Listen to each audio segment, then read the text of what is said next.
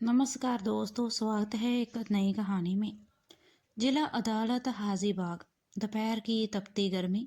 Court के बाहर सीढ़ियों पर बैठी सीरी की माँ ने आखिरी बार सीरी का हाथ पकड़कर कहा, यह इश्क प्रेम मोहब्बत अमीरों की बातें हैं और फिर तुम दोनों के मजहब भी अलग है। तुम जो करने जा रही हो वह करके ना तू जो जी पाएगी ना हम जी पाएंगे। खुद के लिए तू हमारा ख्याल कर और उस उसका साथ छोड़ दे। शीरी कुछ न बोली। चेहरे पर बिना कोई भाव लिए वह अपनी अम्मी का हाथ थामे खड़ी रही। इसके कुछ ही पल बाद अदालती कस्टडी में उससे सुनवाई के लिए जज के सामने पेश किया गया। जज इससे पहले की सुनवाई करते श्री चीख चीख कर कहने लगी, हमें घर मत भेजिए साहब, वह हमें मार डालेंगे। हमें अलग मत कीजिए, मैं आपके हाथ जोड़ती हूँ, हम पर यह रहम कीजिए हुजूर। यह कहकर वह अदालत में ही जोर जोर से रोने लगी। जज के लिए फैसला करना मुश्किल हो गया था। वैसे तो कानूनन उन दोनों को अलग नहीं किया जा सकता था, बशर्ते वह बालिग हो और अपनी मर्जी के साथ रहना चाहते हों। लेकिन बात सिर्फ इतनी नहीं थी। एक हादसे में इलाज के दौरान गलत खून चढ़ाने की वजह से शीरी HIV पॉजिटिव हो गई थी। इस बात का भी इल्म उसे तब हुआ जब कोर्ट ने उसकी मेडिकल जांच के आदेश दिए और रिपोर्ट सामने आई।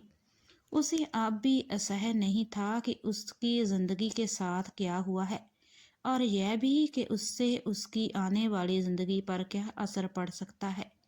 जज ने सुनवाई पूरी कर ली और अपना फैसला सुरक्षित रख लिया।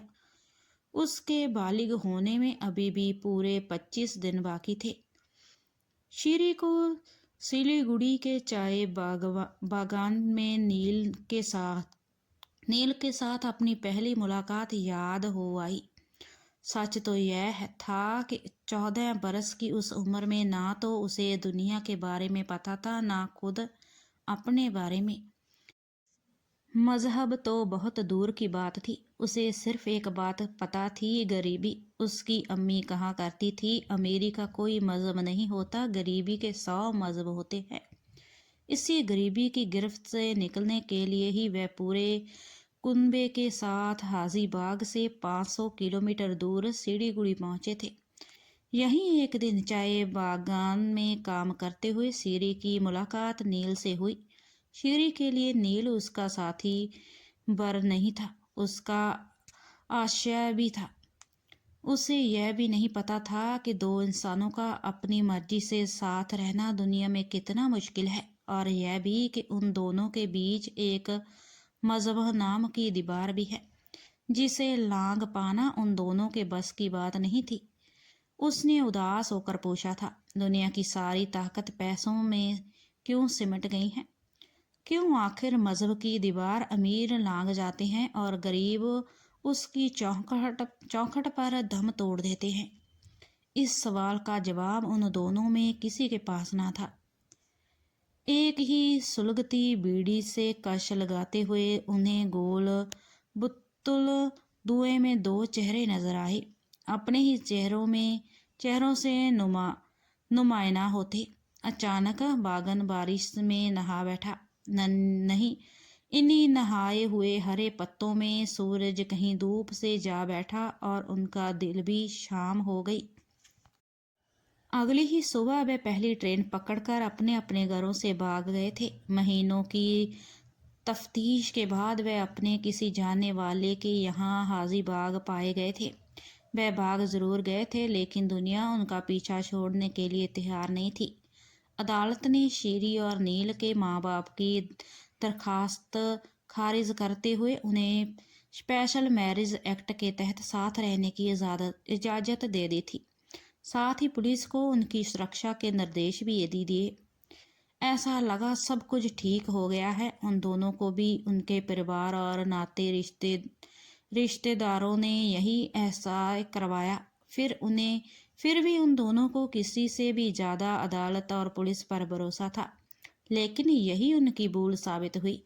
सब कुछ ठीक हो गया, यह सोचकर वह एक बार फिर से सिलीगुड़ी जा रहे थे। वह कहीं और भी जा सकते थे, पर नहीं, उनकी नियति उन्हें एक बार फिर से वहीं ले जा रही थी। यहाँ वह पहली बार मिले थे। उनकी उम्मीदों का सहज वही था। लौटते हुए शीरी ने भय और असुरक्षा में नील से पूछा, दुनिया में कोई मेरे साथ नहीं है तो तू मेरा साथ है ना नील? जो जिंदगी जीने के लिए हमें मिली है उसमें जीने के लिए है ही कितना। निराशा में उसने मन ही मन सोचा। फिर भी जवाब में उसने शीरी का हाथ अपने हाथ में लेकर बिना बोले हाँ में सिर हिलाया। नील के कंधे पर सिर रखकर शीरी कब कब की सो गई उसे पता ही नहीं चला।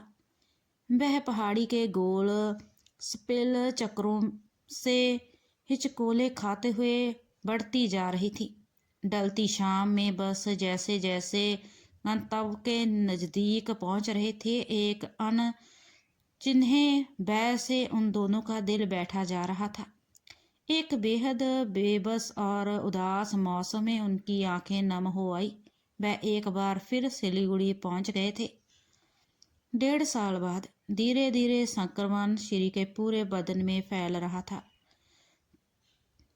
ट्यूबरकुलोसिस ने उसके खूबसूरत मशौल शरीर को एक ढांचे में बदल दिया था। उसकी जिन आंखों में कभी नील डूबा रहता था, वह आंखें धीरे धीरे अपनी रोशनी खोती जा रही थी। शायद ज्यादा वक्त नहीं बचा था जिंदगी और उन दोनों के बीच।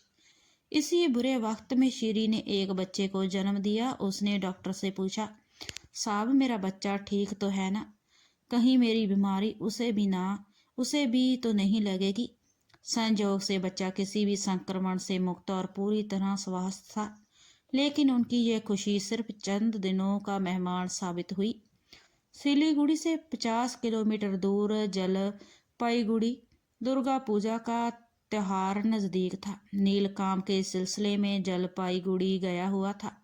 बच्चे के लिए खिलौने, शीरी के लिए कपड़े, कुछ और भी चीजें जो उसके घर के ख्वाब को मुकम्मल कर सकती थी। वह सब कुछ जो वह ले सकता था वह लेने गया था, पर वह दोबारा शीरी और अपने बच्चे के पास कभी नहीं पहुंच सका। वह खरीदे हुए खिलौने, कपड़े और दूसरी चीजें अगली सुबह वापस सड़क के किनारे रास्ते पर बिखरी पाई गई थी। नील की लाश तीस्ता में बहते हुए काफी दूर जंगल किनारे मिली। उसकी हत्या कर दी गई थी।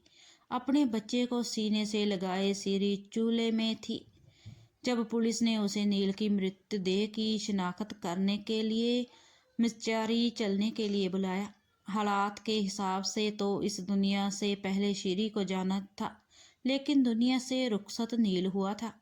उसे यही तो एक तसल्ली थी कि उसकी मौत के बाद उसके मासूम बच्चे का बाप तो है जो उसे देखने के लिए धरती पर जिंदा है। यह तसल्ली भी अब टूट चुकी थी।